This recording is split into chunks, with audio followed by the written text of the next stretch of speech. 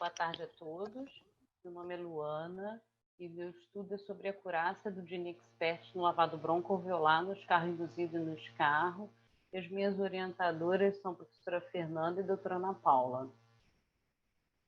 É sabido que a tuberculose é um problema grave no mundo inteiro. Em 2018, segundo a Organização Mundial de Saúde, 10 milhões de pessoas sofreram com tuberculose. 1,5 milhões de pessoas morreram pela doença, incluindo 250 mil pessoas que conviviam com HIV. A tuberculose é a doença infecto-contagiosa que mais mata no mundo. E no Brasil, a gente ocupa um alto ranking da doença, com uma grande taxa de coeficiência da incidência da doença. Inclusive, o Rio de Janeiro é o segundo estado no Brasil com o maior coeficiente da doença, só ficando depois do Amazonas. E nessa perspectiva, o DineXpert vem trazer uma celeridade no diagnóstico da doença, para a gente poder interromper a cadeia de transmissão do bacilo. É um exame que ele é baseado em técnica de PCR em tempo real, que ele detecta 5 alvos moleculares, inclusive o RPO-beta, que consegue detectar resistência à rifampicina. Então, como a principal vantagem, na verdade, do exame é uma possibilidade de um diagnóstico mais rápido, né? E a possibilidade da detecção da resistência à rifampicina. Como desvantagem é que que o bacilo detectado nem sempre ele é viável, né? E muitas das vezes precisa de um arsenal que nem toda cidade, nem todo estado pode ter, um arsenal de equipamento muito grande e com alto custo. A gente sabe que o DineXpert ele tem uma sensibilidade menor em comparação à cultura automatizada. Ele detecta em torno de 131 unidades formadoras de colônia, enquanto a cultura automatizada é entre 1 e 50 unidades formadoras de colônia, mas em comparação à cultura, ela tem essa vantagem de um diagnóstico mais rápido para a gente iniciar rapidamente o tratamento. E a gente, podendo observar nessa figura como é feito o exame, a gente vê um material, aqui está escrito o escarro, mas hoje em dia a gente sabe que a gente pode fazer no líquido, no linfonodo, qualquer amostra respiratória, a gente adiciona um reagente, retira 2 ml dessa amostra, coloca no cartucho e no equipamento, e aqui termina todo o processo manual do exame. Essa também é uma das vantagens de uma biossegurança maior, e a partir daqui a gente termina o hands-on work. Aqui praticamente tudo é automatizado, onde a gente filtra e lava a amostra, a gente tem uma lise ultrassônica do DNA, a gente faz a PCR, amplifica e detecta, com o resultado até em 1 hora e 45 minutos, resultados que aparecem em tela dessa forma: MTB detectado, não detectado, e resistência à rifampicina detectado ou não detectado. E em 2010, do New England, foi publicado esse artigo onde onde a Organização Mundial de Saúde endossou o DineXpert em países com alta carga de tuberculose. E em 2014 ele foi implementado no Brasil e no município do Rio de Janeiro. Esse artigo mostrou que realmente a alta performance do exame, principalmente comparado à baciloscopia. Ele foi incorporado no algoritmo diagnóstico, como a gente pode ver no Manual de Tuberculose agora de 2019, e como justificativa do meu trabalho, como o estado do Rio de Janeiro é a segunda unidade da federação com maior coeficiente de doença, e o GeneXpert se propõe com uma metodologia na detecção rápida da doença e na possibilidade da detecção da resistência da doença, é realmente um exame muito promissor. E existem poucos trabalhos analisando escarro induzido e lavado broncoalveolar. Como objetivo, então, eu tenho a acurácia do GeneXpert na detecção da tuberculose, na resistência da rifampicina em amostras de escarro induzido e lavado broncoalveolar. Essas amostras foram obtidas de pacientes do Instituto de Doença do Tórax e do Hospital Universitário Clementino Fraga Filho, e vou calcular sensibilidade, especificidade, valor preditivo positivo, negativo e razão de verossimilhança nas diferentes amostras, utilizando como padrão ouro a cultura de micobactéria. É um estudo retrospectivo para teste diagnóstico. Ao total foram 1.872 amostras respiratórias. Os dados foram coletados do Laboratório de Micobactéria do Hospital Clementino Fraga Filho, e a análise estatística, como eu falei, foi feita pelo SPSS. Os critérios de inclusão, todas as amostras respiratórias de escarro induzido lavado broncoalveolar que fizeram de GeneXpert cultura de janeiro de 2017 a novembro de 2019, de exclusão cultura contaminada e pacientes que tinham amostras repetidas.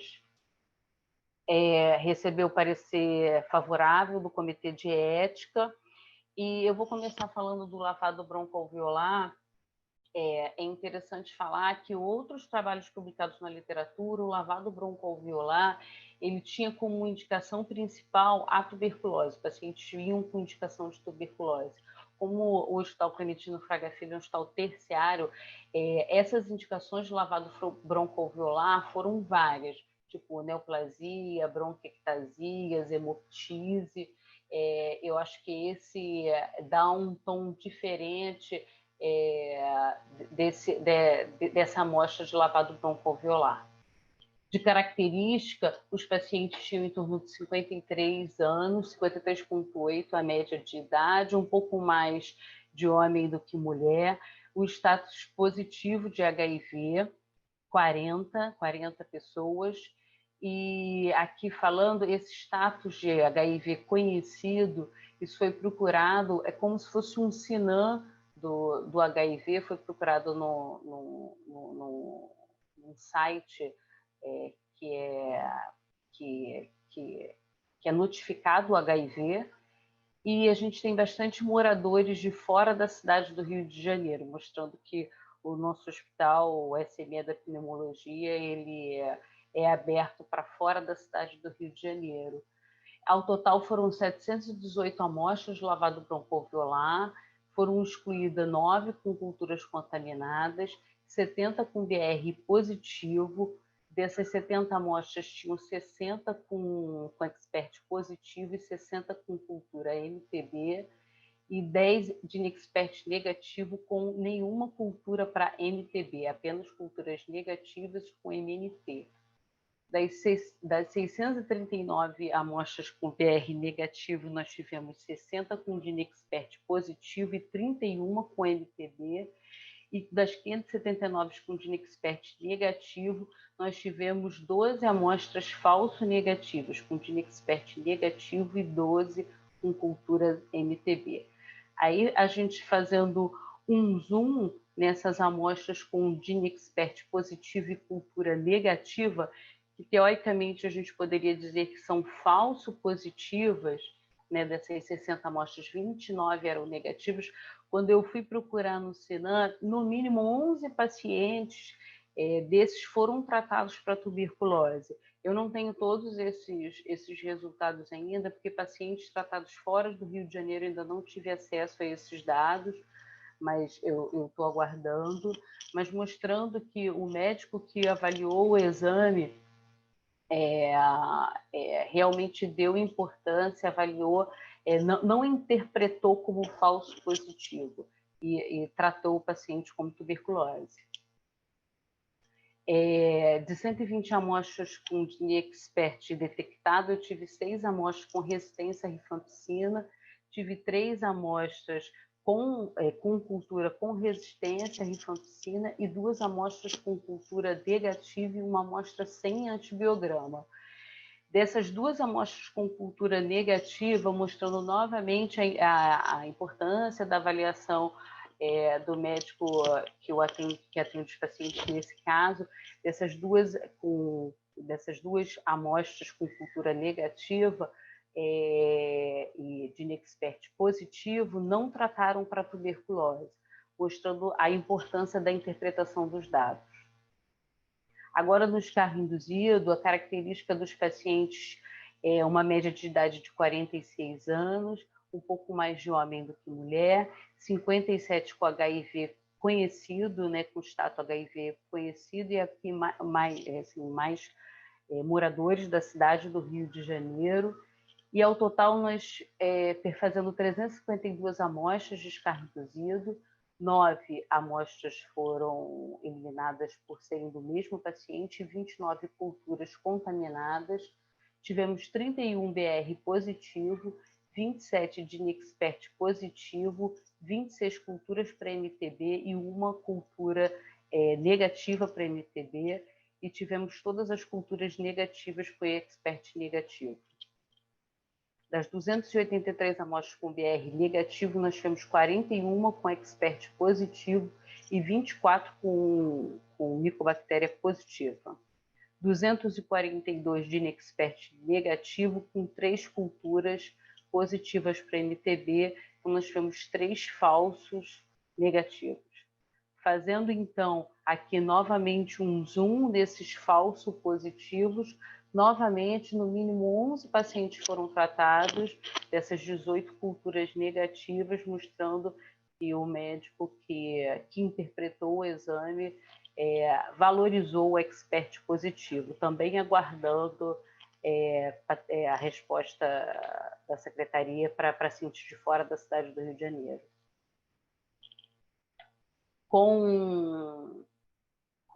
Falando da resistência à rifampicina, das 68 amostras com DNIExpert detectado, 9 eram resistentes à rifampicina, 3 com cultura com resistência à rifampicina e 5 com sensibilidade à rifampicina. Dessas 5 amostras com sensibilidade à rifampicina, 4 pacientes foram tratados com resistência à rifampicina. Eu fui pesquisar melhor sobre esses pacientes no CIT-TB, e mostrou que realmente esses eram falsos negativos na cultura, né? Porque ele tinha outros exames, tanto DNIExpert quanto cultura com resistência, e foi valorizado o DNIExpert com resistência, e eles foram tratados para tuberculose resistente à rifampicina. E um paciente fez lavado broncoalveolar e mostrou sensibilidade, e aqui mostrou um falso positivo para resistência. Como característica do escarro, uma média de idade de 47 anos, um pouco mais jovem do que mulher, um status de 91 pessoas com HIV e bastante moradores fora da cidade do Rio de Janeiro. Os principais, da onde vêm os principais pacientes de Duque de Caxias, que realmente é onde a gente faz as nossas maiores análises de escarro. Ao total, nós tivemos 802 amostras, 35 foram excluídas por estarem repetidas e 46 com cultura contaminada, 165 com BR positivo, 155 com expert positivo e 154 com cultura MTB. Desses 10 experts negativos, nós tivemos 7 com cultura MTB. 7 com falso negativos. Com o BR negativo, nós tivemos 556 amostras, 72 com expert positivo, 49 MTB positivo, e tivemos 484 com DNIExpert positivo, com 11 culturas MTB. Então, nós tivemos 11 falso negativo. Olhando sobre a resistência, nós tivemos 54 amostras resistentes à rifampicina, 34 compatíveis, a cultura compatível com o DINE, e 6 amostras com cultura com sensibilidade à rifampicina e algumas sem antibiograma. Fazendo análise estatística, no lavado broncoalveolar, o DineXpert mostrou uma sensibilidade de 82%, uma especificidade de 95%, um valor preditivo de 75%, um valor preditivo negativo de 97% e uma razão de verossimilhança positiva de 18%. No SCAR induzido, a sensibilidade de 94%, uma especificidade de 93%, um valor preditivo positivo de 73% e negativo de 98%. No SCAR, nós tivemos uma sensibilidade de 92%, uma especificidade de 95%, um valor preditivo positivo de 89% e negativo de 96%. Concluindo, então, eu sei que o nosso estudo tem algumas limitações, uma das quais o raio-x de tórax nós não temos, e muitos dados clínicos dos pacientes nós não temos, mas eu acho que com segurança a gente consegue afirmar que o DineXpert no lavado broncoalveolar é um método seguro no diagnóstico de tuberculose, mesmo em um local com alta incidência da doença, e que o DineXpert no SCAR induzido é um método muito promissor no diagnóstico de tuberculose em pacientes que não produzem SCAR, principalmente quando ele é comparado com o lavador broncoalveolar, por ser um método mais barato e não dependente de mão de obra especializada. Eu acho que o mais importante é a gente ter atenção aí aos dados clínicos do paciente e sempre o médico que está atendendo o paciente saber das limitações dos testes moleculares.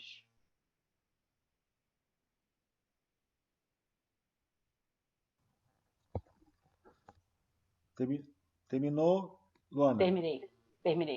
Obrigado, Luana. Então, eu chamo a professora Fernanda para tecer comentários sobre a apresentação da Luana. Oi, boa tarde. Basicamente, a Luana está numa fase de completude de coleta de dados, né? Ela pretende, como ela mencionou, a gente, por meio do acesso ao banco de dados, né, do diagnóstico e tratamento, na verdade, de tratamento e notificação de tuberculose, a gente pretende ter mais informações em relação ao acompanhamento desses doentes. A gente não conseguiu, é uma limitação no estudo que ela mencionou, ter, de fato, as imagens desses pacientes para que a gente pudesse também fazer uma análise em relação a essa questão dos resultados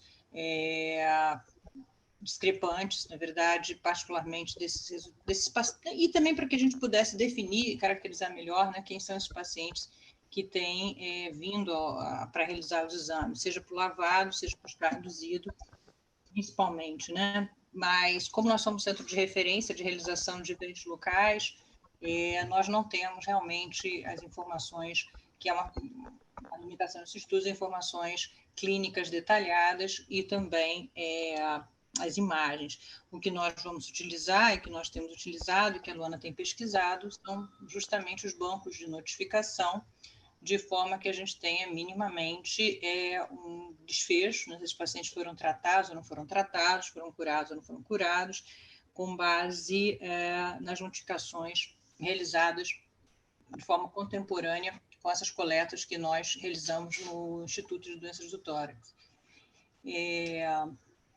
Basicamente isso, quer dizer, é um trabalho que nós já queríamos avaliar mais atenção, essa questão do SCAR induzido e do lavado broncoalveolar. É claro que nós temos uma casuística maior, né, mais representativa do ponto de vista de SCAR, porque realmente é o espécime que a gente tem maior número de coletas, mas nós queríamos nos debruçar um pouco mais sobre essa questão do lavado broncoalveolar e do SCAR induzido, que são outros métodos de coleta de material respiratório e que geralmente estão associados com cenários de maior dificuldade diagnóstica e que, na verdade, a associação dessa coleta por meio, seja por indução de SCAR ou por lavado, associada à biologia molecular, nós queríamos mostrar como se comportaria, né, numa cidade de alta prevalência, enfim, num centro de referência, em condições de rotina. A outra questão é que o estudo trabalhou com a versão anterior do GeneXpert, né? Nós, nesse estudo, como vocês viram, o tempo que de análise, os espécimes que foram analisados, são espécimes anteriores à incorporação do ultra de rotina. Então, há de se considerar que atualmente o que está disponibilizado, né, é o ultra, e que pode ter realmente, a gente acredita que tenha uma performance um pouco distinta, talvez não tanto, né, pelo que a literatura mostra, mas que há essa potencialidade de que as nossas estimativas não sejam exatamente aquelas que se aplicam com o kit atualmente disponível.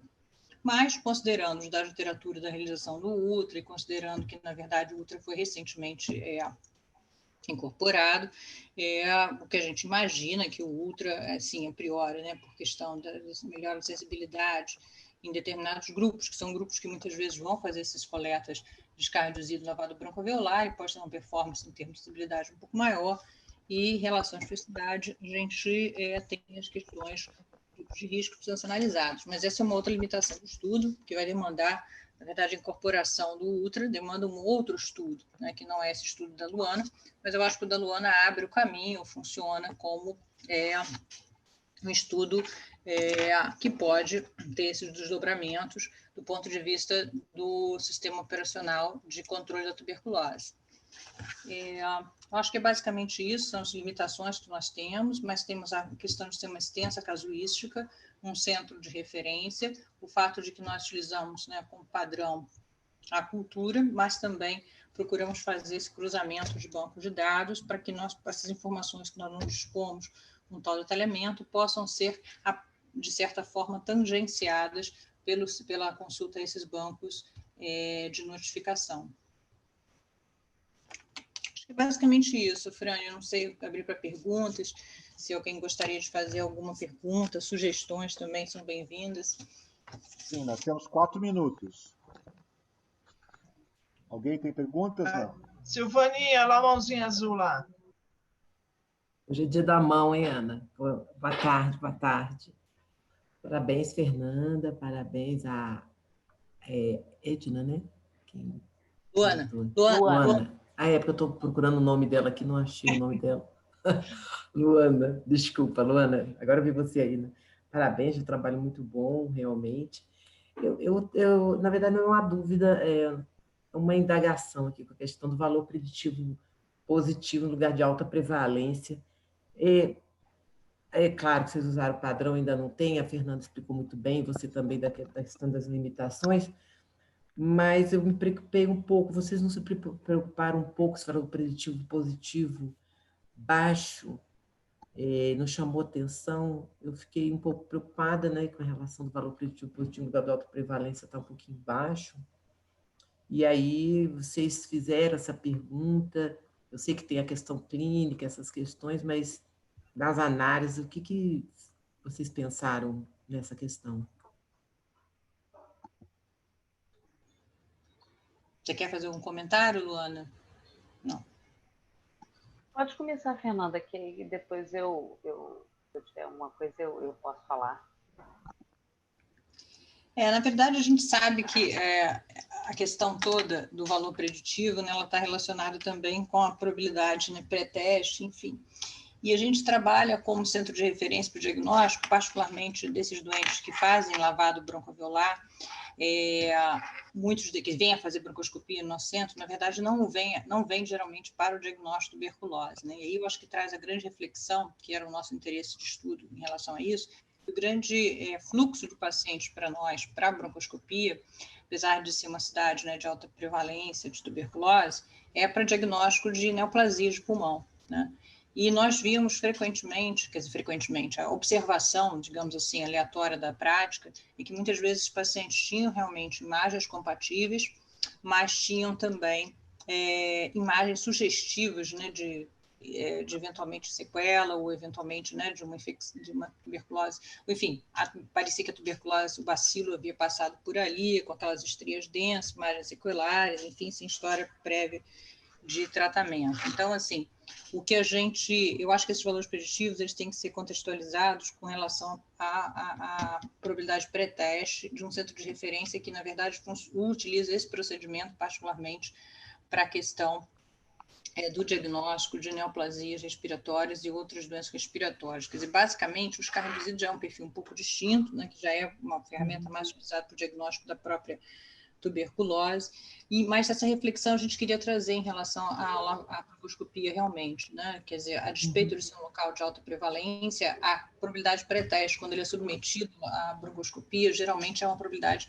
menor. Então, na verdade, mesmo que o teste dê positivo, enfim, a possibilidade de ser doença mesmo, ela é influenciada por isso. E, na verdade, a Luana pode até complementar, como a gente tem vários casos, né, que, na verdade, desses que não foram tratados, que houve o diagnóstico também de neoplasia de pulmão.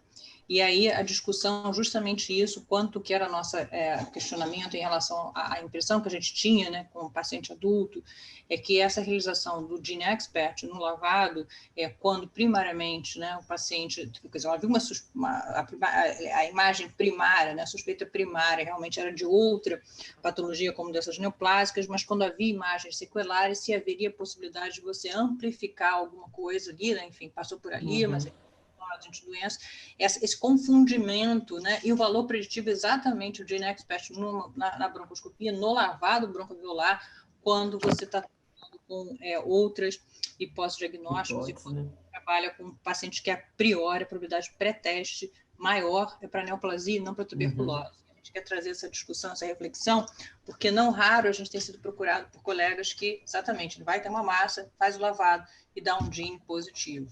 Como interpretar isso? E aí a gente associa realmente com a clínica, a questão da imagem, como interpretar isso, e é associado com a cultura, enfim. Eu acho que dá para a gente essa reflexão. Eu acho que essa reflexão, e a ideia de a gente trabalhar com diferentes espécimes, Silvana, foi justamente isso. Na verdade, quando a gente trabalhou com lavado, com broncoscopia, material de broncoscopia, a gente sabe que está lidando com pessoas que a probabilidade de pré-teste é menor do que aqueles que colhem escarro e que bem menor do que tem escarro e um pouco menor do que tem induzido, considerando que, na verdade, esse procedimento já, digamos assim, com uma triagem evolutiva. Então, acho que essa é uma reflexão que a gente queria trazer. Qual o papel do Gene no lavado, num país de alta prevalência de tuberculose, mas que você tem muitas pessoas que, na verdade, tiveram a doença primária, tiveram a exposição, têm a forma ali latente e estão, na verdade, fazendo procedimentos para diagnóstico de outras patologias pulmonares, particularmente neoplasias. Interessante isso mesmo. Desculpa, foi justamente isso que eu falei. A diferença de outros trabalhos na literatura é justamente isso. A grande maioria dos trabalhos, o lavado broncoalveolar, ele realmente é para diagnóstico de tuberculose. No nosso trabalho, não. Assim, são várias indicações. E sobre o SCAR induzido, o que eu acho que também pode ter um valor preditivo positivo um pouco menor, é que muitos desses pacientes são pacientes internados e acabam que fazem algum tipo de antibiótico terapia que pode ter alguma repercussão aí na cultura. Eu acho que isso pode ser uma das explicações, entendeu? Para o SCAR induzido principalmente. Muito bom, essa reflexão é muito boa mesmo. Parabéns, viu, Luana e Fernanda? Parabéns. Obrigado, Luana. Obrigado, Fernanda. Eu passo a palavra para a Edna, que já está como co-host. Pode mostrar slide, Edna. Obrigada. Boa tarde. Obrigada. Boa tarde a todos e a todas. É um prazer poder compartilhar aqui algumas das ideias que eu tenho para compartilhar com vocês. Quero agradecer aqui os meus orientadores, o professor Afrânia e a professora Fátima. E hoje eu vou compartilhar com vocês as principais ideias do artigo que eu estou para submeter, que foi realizado a partir da minha qualificação, do projeto de qualificação do meu doutorado. E esse artigo ele tem como título Expressões da Política Pública na Atenção Primária à Saúde, Movimentos do Político e dos Sentidos no Controle da Tuberculose. Os objetivos desse artigo analisar o não lugar da pessoa que convive com a tuberculose, os silenciamentos circulantes, o não dito. Enunciar estratégias que possibilitem desvelar as redes de formações cristalizadas. Terceiro, discutir construções de sentidos que produzam outros itinerários para as pessoas que, com sua historicidade, podem provocar rupturas nas amarras do controle da tuberculose. Eu vou expressar muito através das imagens os sentidos dessas expressões da política, da atenção primária. Essa minha pesquisa, ela é uma pesquisa qualitativa, onde é análise de discurso, que é a minha qualitativa. A pesquisa qualitativa é feita a partir da análise de discurso, e também tem os conceitos da teoria política da Hannah Arendt. E a análise de discurso, ela vem de Michel Fouché, ela é de matriz francesa, vem de Michel Fouché e Eni Orlandi. Aqui eu coloquei algumas palavras para que não dá tempo de discutir o que é, né? Mas discurso é movimento, né? Discurso é palavra em movimento, práticas de significação são aquelas práticas que a gente, no dia a dia, os sentidos estão cristalizados e a gente acha que sempre eles foram assim, né? E a gente não procura refletir, não a origem, mas, assim, de uma forma da arqueologia, né? De como que essas camadas estão postas e a gente chegou nesse sentido, dessa prática. E acontecimento é tudo aquilo que é imprevisibilidade, que vem para se contrapor a esses, vamos dizer, a esses sentidos que estão cristalizados. Vocês estão me ouvindo? Sim. Ok. Então, assim, alguns enunciados que eu achei a partir da minha pesquisa em relação à prática da política, né, do Programa Nacional de Controle de Tuberculose na Atenção Primária. Aqui, esse meu slide traz, assim, um pouco da normatividade, tem os manuais, os guias, todas as prescrições do Programa Nacional de Controle de Tuberculose, e ele tem uma seta aí, que vocês estão vendo como linha guia, e embaixo eu coloquei os espaços públicos e os atributos da atenção primária, né? O primeiro contato, que a atenção primária ela está bem próxima da população, a coordenação do cuidado, né? Ela coordena uma rede de cuidados, a gente pode dizer assim que existem pontos de atenção na rede e que a atenção primária é esse primeiro ponto de contato. A longitudinalidade, que é esse acompanhamento, né? Que é feito com as pessoas que estão ali sendo atendidas, mas também participando, elas são parte integrante desse processo. A orientação comunitária e a competência cultural. Eu achei esse slide assim, bem interessante nos meus achados, porque ele fala um pouco, pega o gancho para eu falar um pouco do próximo slide, que é as narrativas que o controle não conta, né? Nessa pesquisa, eu pude, os meus sujeitos de pesquisa me trouxeram muitos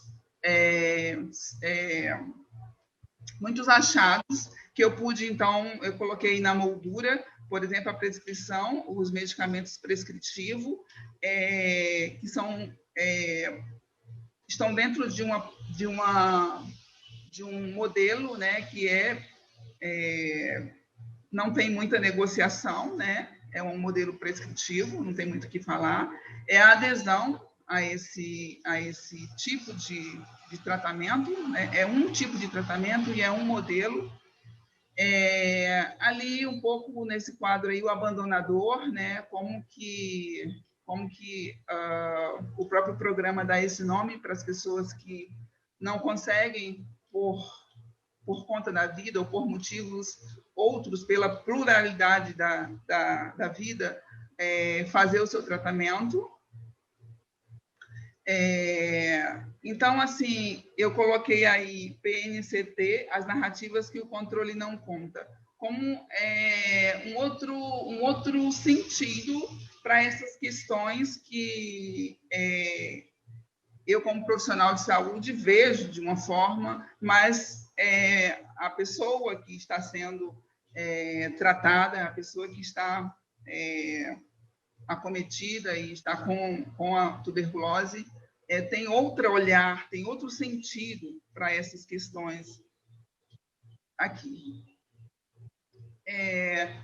Uma outra questão aqui, eu quero falar sobre, no meio está o livro verde, né, que esse livro, eu vi que muitos dos usuários nem sabem que existe um livro verde, mas esse livro verde está no centro, e assim como emoldurado, porque ele diz muito para o profissional, para o gestor, ele tem um sentido bem normativo,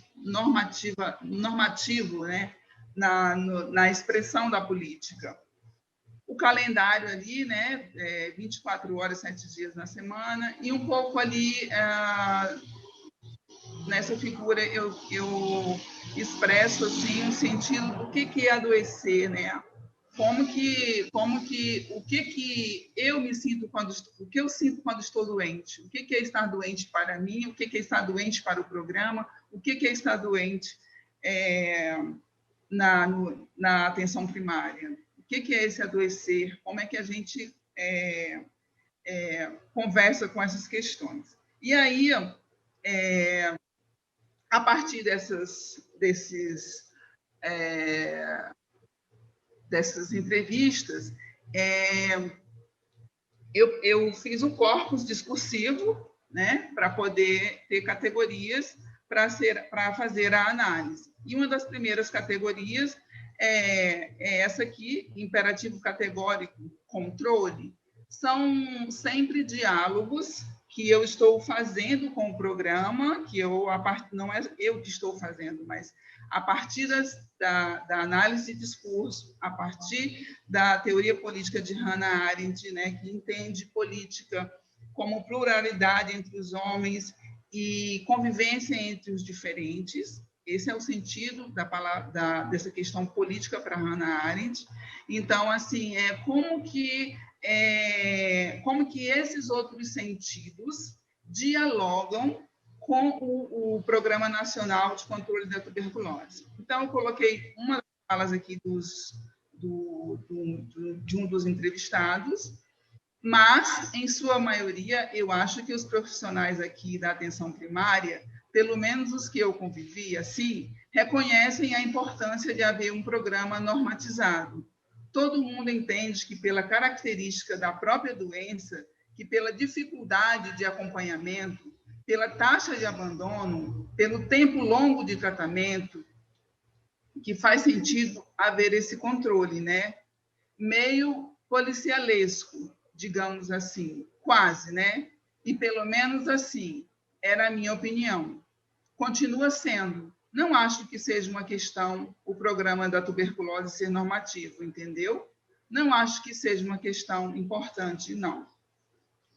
Então, essa é uma das minhas categorias, dialogar com esse controle, como que, a partir desse sentido de política que é um encontro entre as pessoas, que é o encontro onde a vida acontece, né, no mundo onde as pessoas estão na vida, como que as pessoas adoecidas com tuberculose no território, no espaço público, na atenção primária, como que se expressa no dia a dia do gestor aqui, ou do profissional, do usuário. Uma outra categoria aqui que eu trouxe é responsabilização e resistência. O adoecimento produz tensão nas atividades da vida ativa, labor e trabalho, e silencia a ação política? Aqui, a Hannah Arendt, ela faz uma divisão, né, da vida ativa, e ela faz uma divisão entre labor, trabalho e política. Labor como o que a gente necessita para viver, nossas necessidades humanas básicas. O trabalho é o trabalho, é aquela questão da fabricação, de tudo que a gente fabrica no mundo. E a política é a ação política, é esse sentido de você estar no mundo, de você ser visível, de você se comunicar, de você ter um lugar para você poder interagir, né, entre os homens. É assim que a Hannah Arendt reconhece o que é política. A ação política é essa ação que acontece tanto individualmente como no coletivo, ela se dá entre as pessoas, entre os homens. Então, eu também destaquei trechos de uma fala. Tudo envolve o governo, né? Tudo envolve a política, né? E o que acontece? Eu acho que, no meu caso, eu moro um pouco distante daqui. Como eu não tenho ainda o bilhete único, devido passagem, devido à minha situação, 4 filhos para criar, sem ter família, sem ter ninguém, é uma luta tremenda, entendeu? Então, eu acho que isso aí, a pessoa precisa valorizar mais. Ela tem que segurar essa oportunidade, porque a morte, ela não é brincadeira. Morreu, acabou, entendeu? Enquanto ela está viva, ela está tendo a oportunidade de se tratar, de se cuidar. Surgem certas situações, como é o meu caso.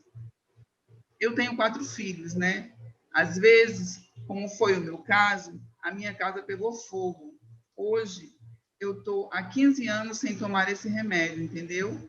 Então, de lá para cá, aconteceu um fato de eu passar a madrugada toda com febre ontem. Minha filha ontem também passou mal, entendeu? Então, não só o risco para mim, como também para os meus filhos. Então, acho que isso aí, a pessoa, ela tem que se tratar direitinho, ela tem que procurar ajuda, ela tem que procurar se comunicar com o médico, pedir ajuda daqueles que estão normalmente querendo ajudar, entendeu? Então, foi a segunda, né? Essa questão da responsabilização e resistência. São tensões que acontecem, que produzem movimentos de sentidos, deslocamentos dos nossos sentidos, porque um depoimento, né, uma entrevista, um discurso como esse, a gente, da pesquisa qualitativa, a gente, então, se apropria da análise de discurso para dar sentido ao que tem por trás, né? Tem, não só por trás, está invisível, na verdade está invisível, e a gente dá visibilidade a essas questões que os nossos entrevistados trazem. Uma outra categoria, né, é o deslocamento de regras. Eles irrompem sentidos diferentes. Então, aqui eu mais uma vez estou querendo deixar dito que são perguntas, né, são interpelações que esses autores, a partir da análise qualitativa, vai fazendo as expressões Programa Nacional de Controle da Tuberculose nesse espaço que é o espaço da atenção primária, nesse espaço que é o espaço onde eu fiz as entrevistas, né? Então, assim, na análise de discurso, a gente fala que todo discurso tem uma condição de produção, né? Então, ele tem uma historicidade, tem toda uma história da pessoa, do território onde ela está, do espaço da instituição. Então, tem todo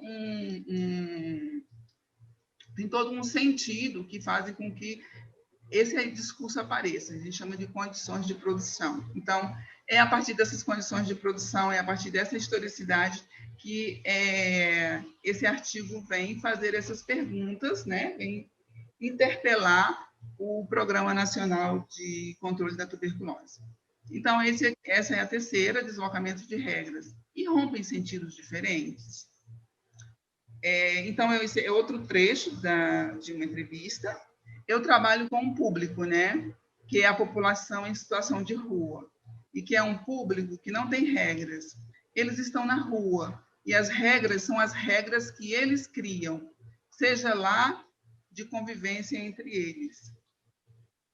Quando esses pacientes chegam para a gente, por conta de estarem sintomáticos, e a gente consegue fechar um diagnóstico, que é de tuberculose, a gente senta com eles e propõe a criação de projeto terapêutico singular. Nesse projeto, eles têm total participação, porque se a gente não fizer dessa forma, não vai funcionar. Então, o manual, ele serve para mim como uma forma de orientar o trabalho, mas ele não dita regras para mim. Por quê? Porque o manual, ele tem uma certa rigidez e a gente precisa flexibilizá-la e a gente precisa flexibilizar a coisa para que a coisa ande. Então, assim... Edna, Sim? acabou seu tempo já. Foram 16 minutos. Tá bom. Estou terminando. Esse é o último slide.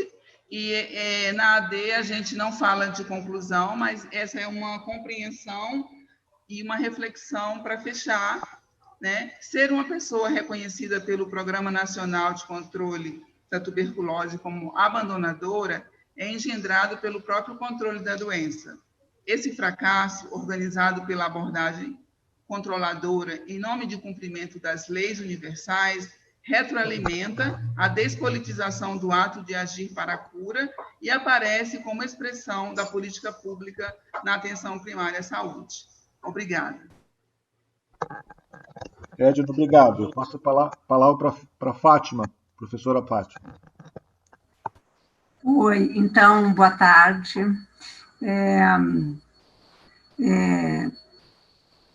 O que eu tenho para falar sobre o trabalho da Edna é que a Edna mergulhou fundo na abordagem teórica dela, nos referenciais da Hannah Arendt, tem estudado muito isso e, ao mesmo tempo, segue estudando o método de análise, que é a análise de discurso de matriz francesa.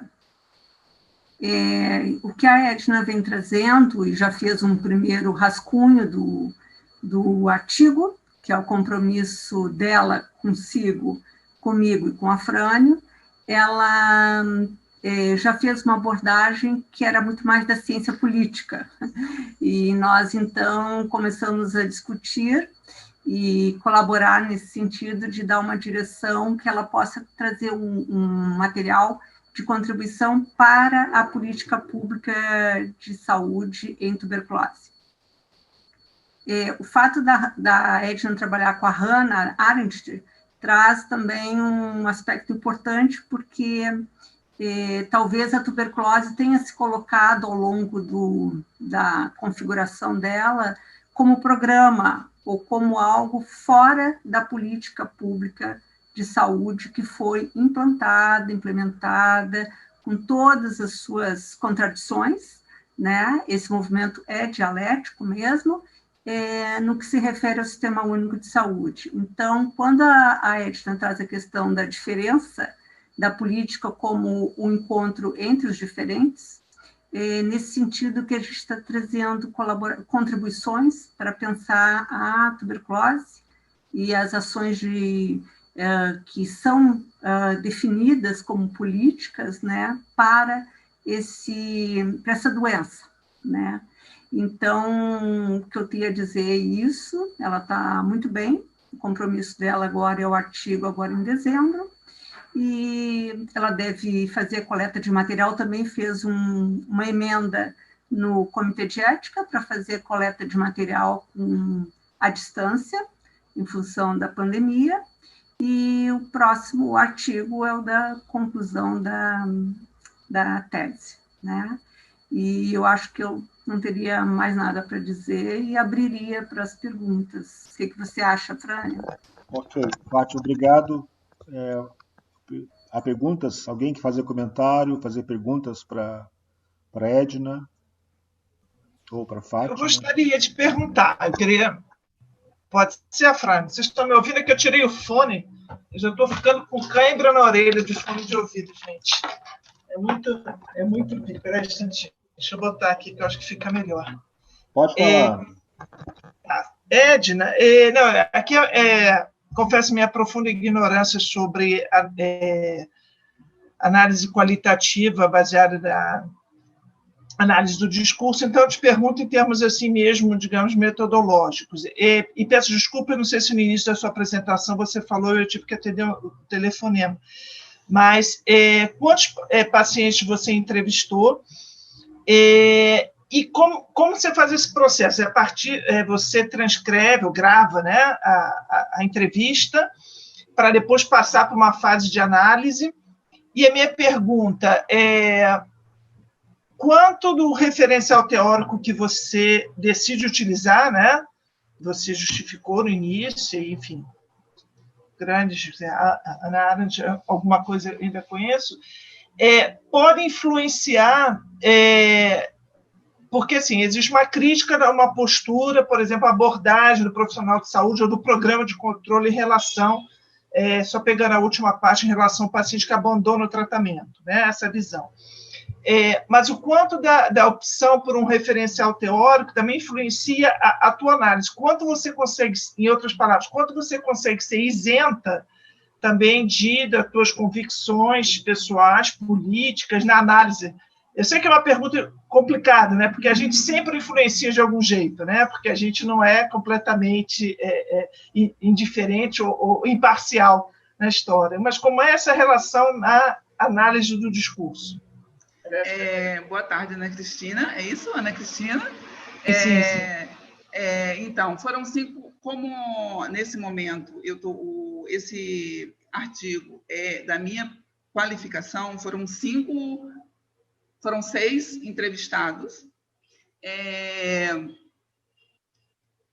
Em relação à questão da tendência, né? Como é que eu me coloco. Na AD, a gente não tem, na pesquisa qualitativa, ainda mais na análise de discurso, a gente se coloca como alguém que está olhando a história, olhando as condições de produção, e a gente, vamos dizer assim, se coloca mesmo, tem que tomar uma...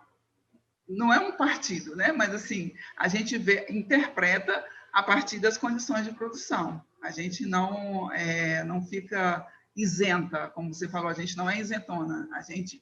Os recortes são escolhidos a partir das categorias de análise, a partir do que da política em movimento, que a gente fala, que é a análise de discurso, que é esse movimento do político, a partir do referencial teórico da Hannah Arendt, que ela esse sentido de política que é o encontro entre os diferentes. Então, é a partir dessas questões que a análise é feita. E, assim, porque o último ali, eu coloquei só uma questão do abandonador, mas, na verdade, a gente trabalha com toda essa questão de uma normatização dentro da atenção primária, onde a gente tem... vamos dizer, a atenção primária é um espaço onde a gente tenha esses atributos que a gente fala que é derivado, que são essa questão da competência cultural, que a gente está bem mais próximo da população e discutindo com ela a participação dela, a autonomia dela em relação às questões mesmo de saúde, do enfrentamento dela com ela mesma e com as questões da sua vida. Não sei se te respondi, Ana Cristina. Não, respondeu, Edna, claro, você tem que entender também que eu tenho uma mente muito mais fechada em termos do tipo de trabalho que a gente faz, né? Então, por exemplo, na medida que você ia me respondendo, eu ficava pensando assim, poxa, mas não é um viés de interpretação, né? Porque quando a gente utiliza qualquer teste, né? Ou a gente tenta controlar a nossa do estudo randomizado duplo cego, até não saber o que o paciente está tomando para não influenciar a minha interpretação, né, dos sintomas.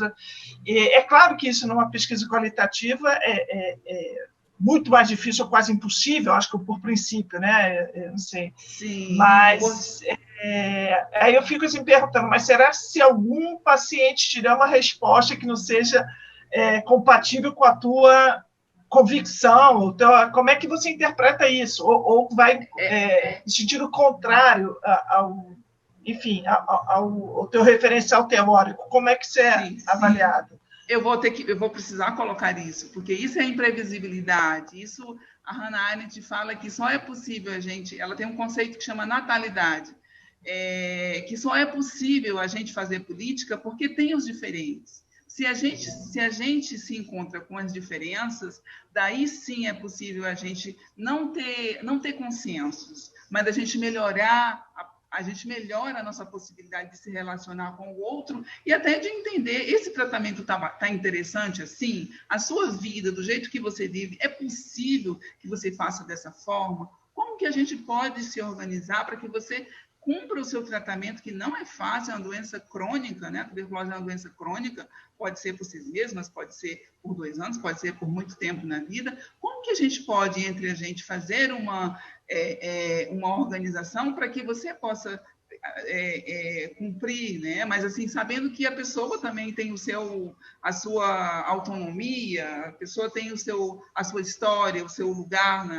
naquele contexto, naquele local onde ela vive. Então, são essas questões que a gente respeita. E a gente, na análise de discurso, e também na teoria da Hannah Arendt, a gente lida sempre com essa pluralidade e com a imprevisibilidade. Então, é descontrole, não tem controle. A gente não busca esse controle.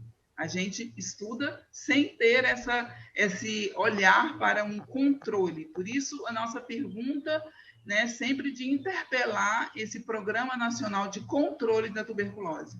E a gente, não sei, eu não posso ainda chegar a nenhuma conclusão, e nem a gente chega a conclusões.